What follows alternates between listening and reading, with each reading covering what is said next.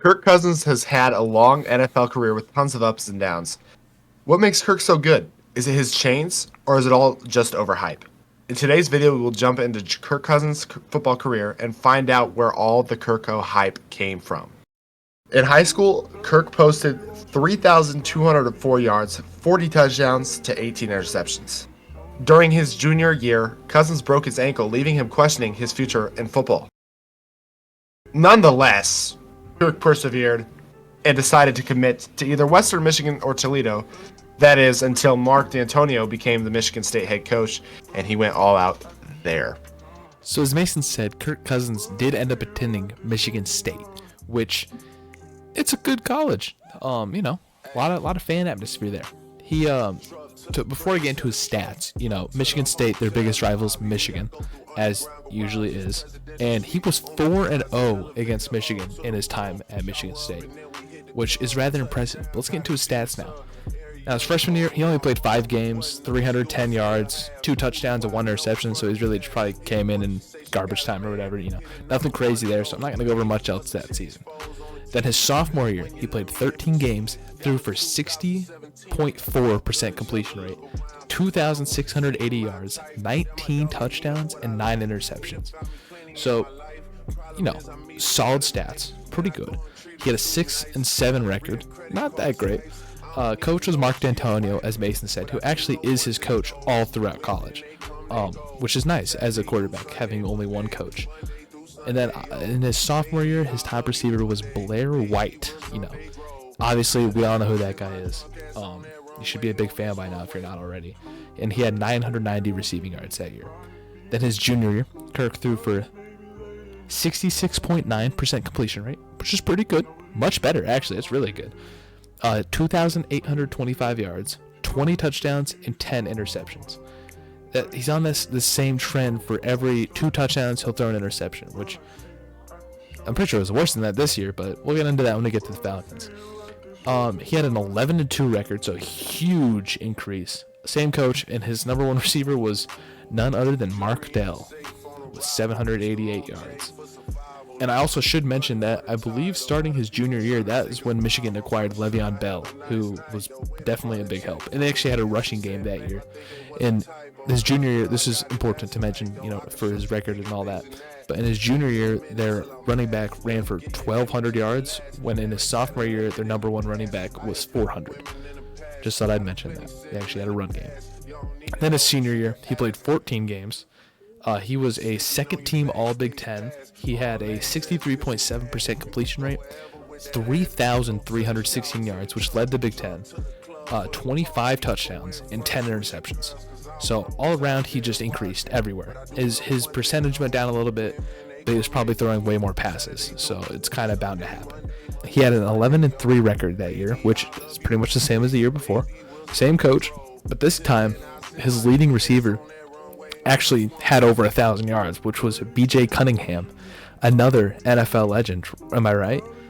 With 1,306 yards. So he finally, actually had a decent team that year. And leading that, he ended up getting drafted in the 4th round to none other than the Washington Redskins. And this is where Mason will take over talking about them. Kirk Cousins was drafted by the Washington Redskins in the 4th round of the 2012 NFL Draft. This was a pivotal year for the Redskins, as they had already selected Robert Griffin III with a 2nd overall pick the year before.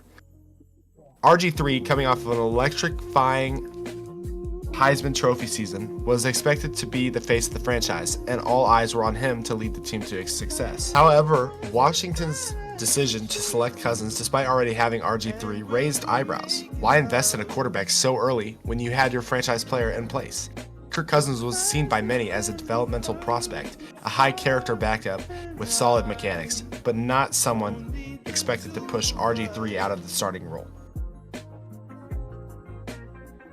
For the first 2 years of his career, Cousins was firmly entrenched as RG3's backup. His role was minimal, though he saw some action in 2012 when RG3 suffered a knee injury.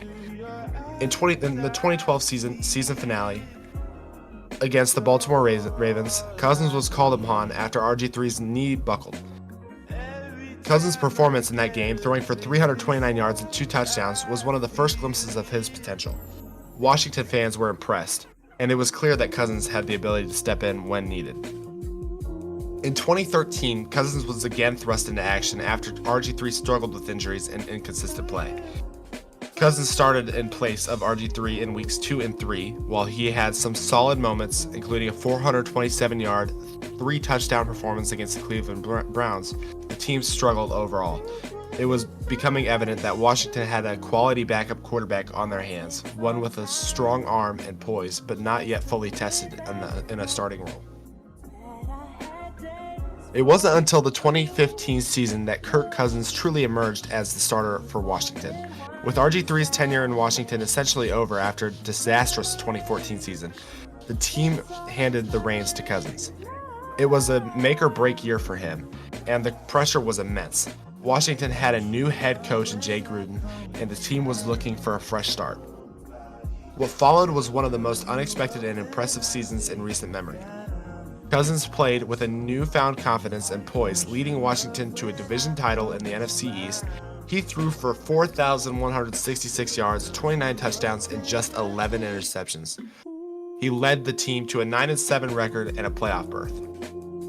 One of the standout moments of Cousins' 2015 season was his performance in the Week 16 game against the Philadelphia Eagles, where he threw for over 365 yards and 4 touchdowns in a game that clinched the division for Washington.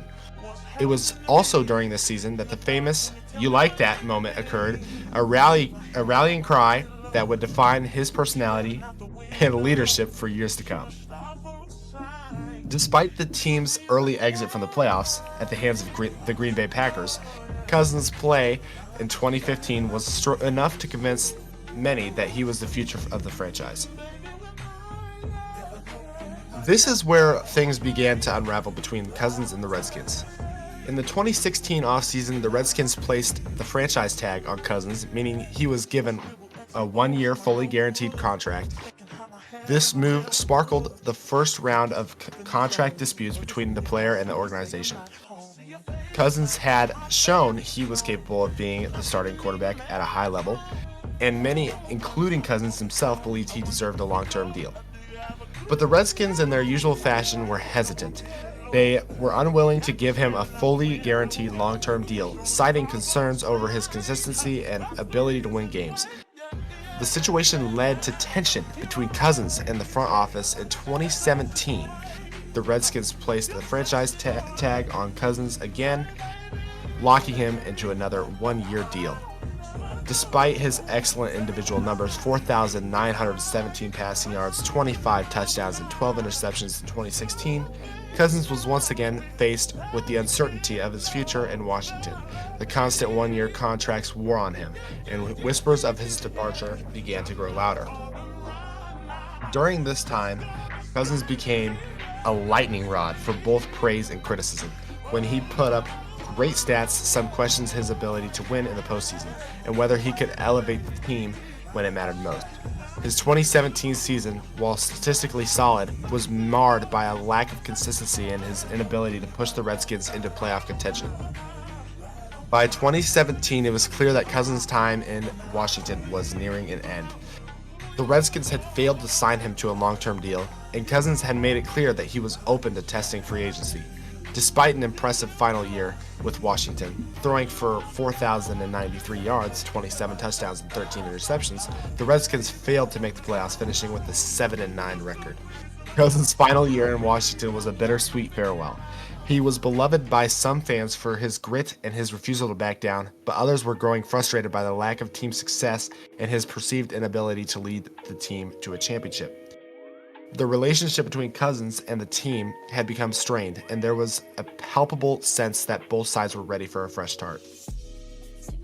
In March 2018, Cousins signed a fully guaranteed 3-year, $84 million contract with the Minnesota Vikings, leaving Washington behind. It was the beginning of a new chapter for Cousins, one that would eventually see him lead the Vikings to multiple playoff appearances, but for Washington, it marked the end of a turbulent era that was defined by what-ifs. Kirk Cousins signed with Minnesota in March of 2018, becoming one of the NFL's most polarizing quarterbacks. His fully guaranteed 3-year, $84 million contract marked a turning point in league contracts, making him the highest paid player at the time. But his tenure in Minnesota has been more than just about money. It's been a roller coaster of highs, lows, and debates about his true value. I want to put a little off-script moment here talking about the fact that his agent is phenomenal.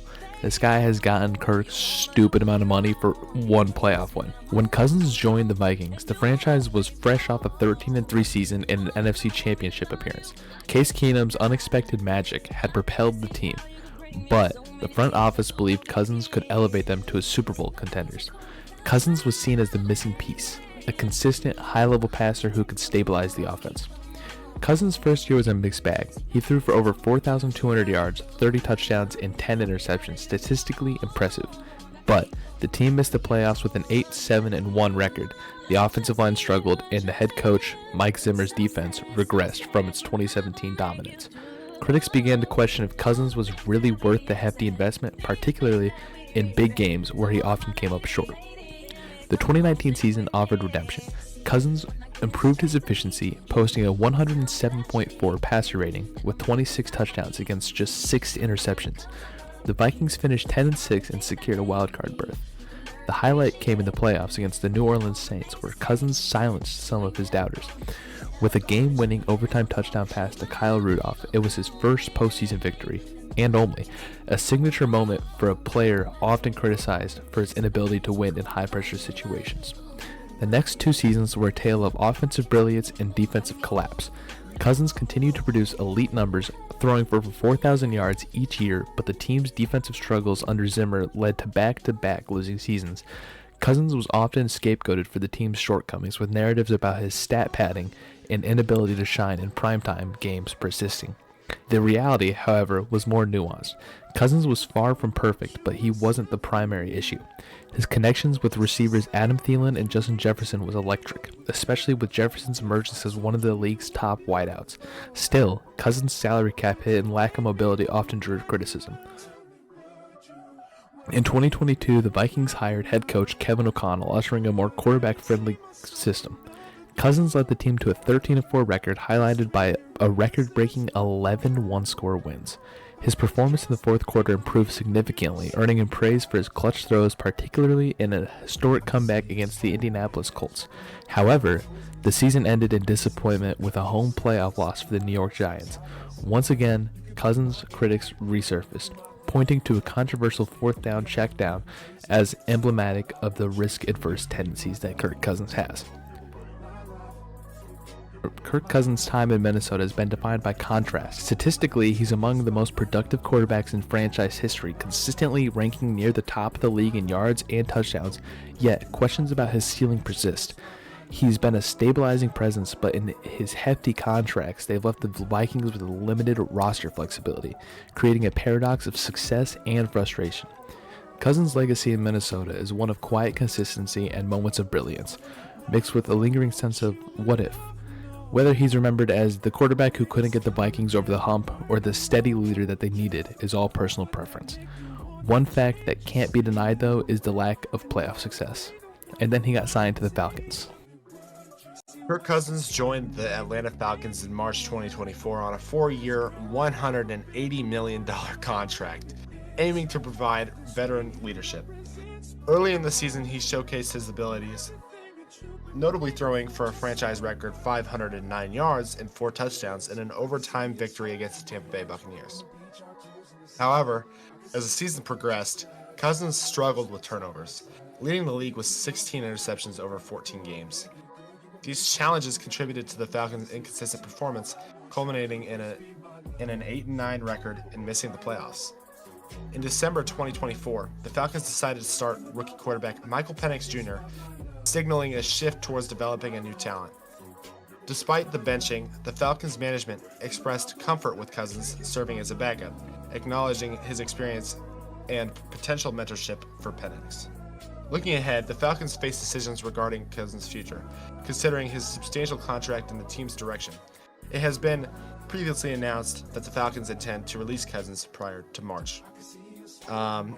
And as I just said, his stint in Atlanta is over. And I'm going to leave this with a question before Brody gets into this next paragraph here. Do you think Kirk Cousins will start in the NFL again next season? I believe he will. Some people say his career might be over, but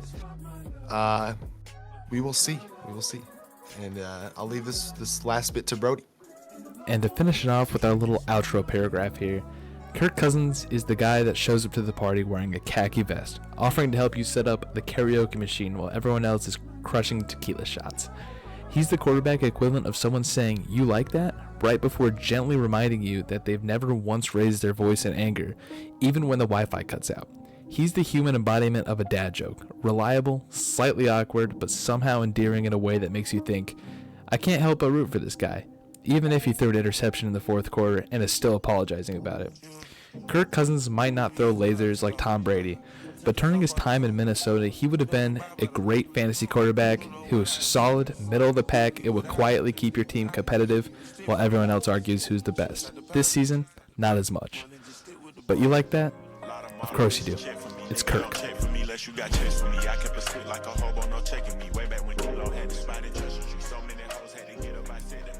And yeah, thanks for watching. Me and Mason, we cooked up on this video. A little bit longer than usual. Hopefully it does good because we think the content's good. Don't you agree, Mason? I agree. I think the